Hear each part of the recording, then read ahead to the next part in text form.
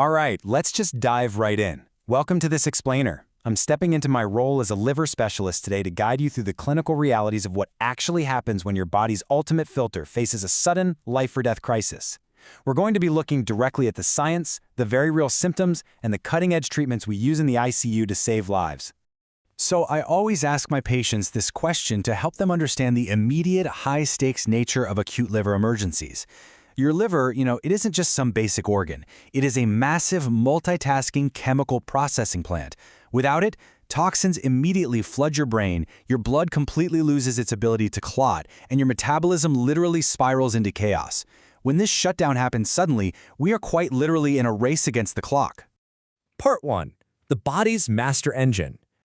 Okay, welcome to the lab. When you get blood work done, we commonly run what are called liver function tests to see exactly what is happening inside you. Honestly though, a much better term is liver biochemistries because they primarily measure cellular injury rather than just how well the liver is functioning. Take ALT for example. This is an enzyme mostly found right inside the fluid of your liver cells. If your liver takes a hit, it just spills out into the blood. AST is really similar, but it's also found in your heart and muscles, making it a little bit less specific to the liver itself. And bilirubin? Well, that's the byproduct of breaking down old red blood cells. If your liver can't process it, it backs up into your system, which is a major red flag for us. Moving on to Section 2, when the liver suddenly fails. Now, when we're talking about acute liver failure, or ALF for short, the absolute most crucial and frankly terrifying point is that it strikes healthy individuals completely out of nowhere. By definition, we are talking about someone who had a perfectly normal liver just weeks or even days ago. Suddenly, they're facing severe liver impairment, major blood clotting issues, and altered brain function. It requires immediate hospitalization and, quite often, intensive care. So, what causes this? Well, in my practice here in the US, I frequently see that a massive dose of standard acetaminophen, or even just prolonged overuse, is the #1 culprit behind this rapid failure. It's crazy, right? An over-the-counter medication we literally all have sitting in our medicine cabinets. But taking a large overdose, or even just a bit more than the recommended dose over several days, can just be devastating.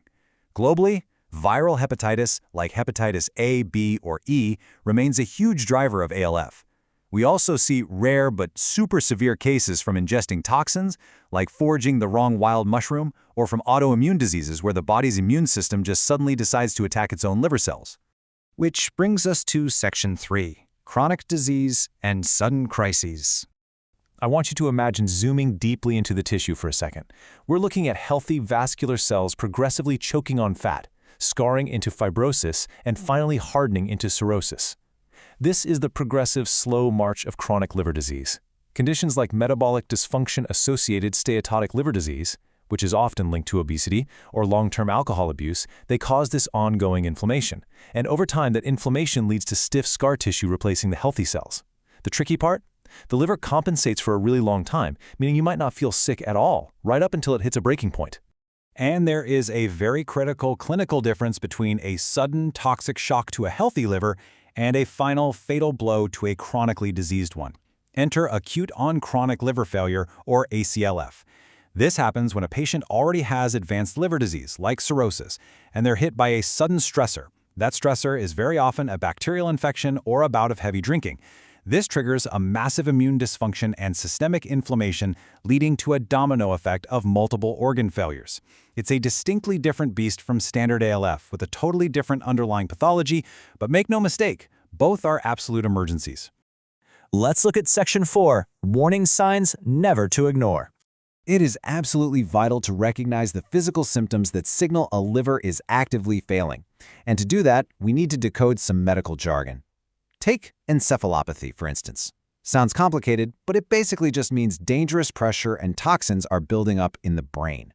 You see, when the liver can't filter ammonia and other toxins from the blood, they travel straight up to the brain, causing confusion, sleepiness, or severe disorientation. Jaundice, that stark yellowing of the eyes and skin, or ascites, which is a severe fluid-filled swelling of the belly, these are classic, undeniable signs of a failing system.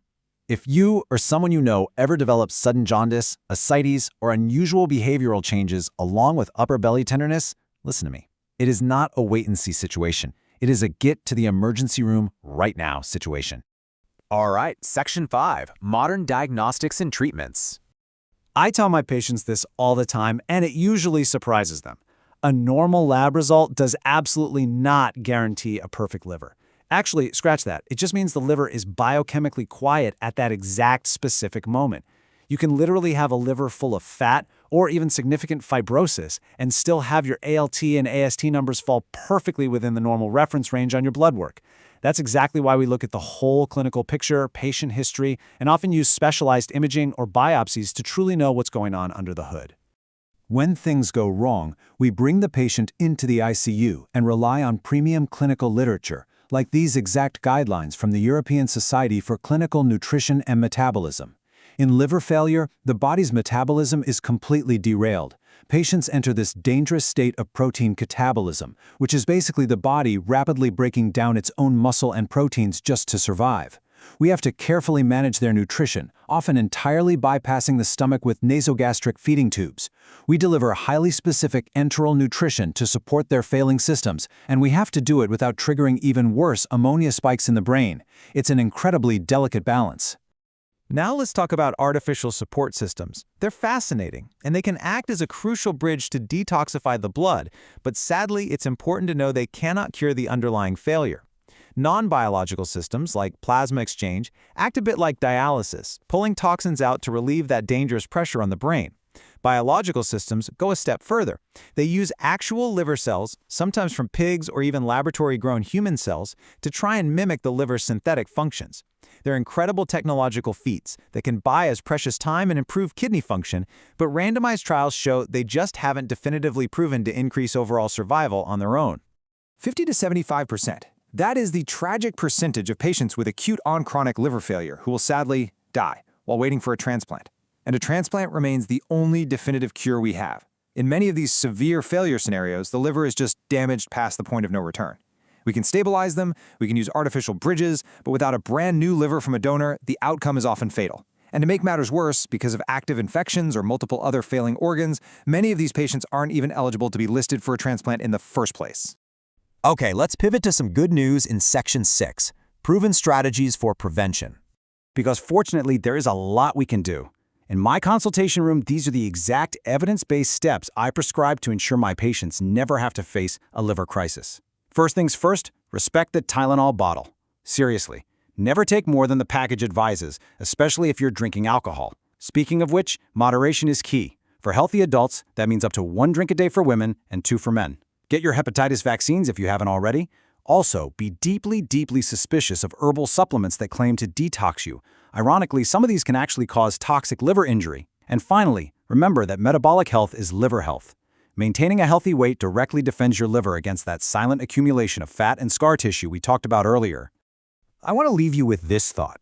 Consider just how hard your master engine works for you every single day, quietly filtering, building, and protecting your entire body. It has this awe-inspiring capacity to heal itself from incredible damage, but its resilience is not infinite. So armed with this medical understanding, what one change will you make today to ensure your body's ultimate filter doesn't shut down tomorrow? Thank you so much for joining me for this explainer, and take care of yourselves.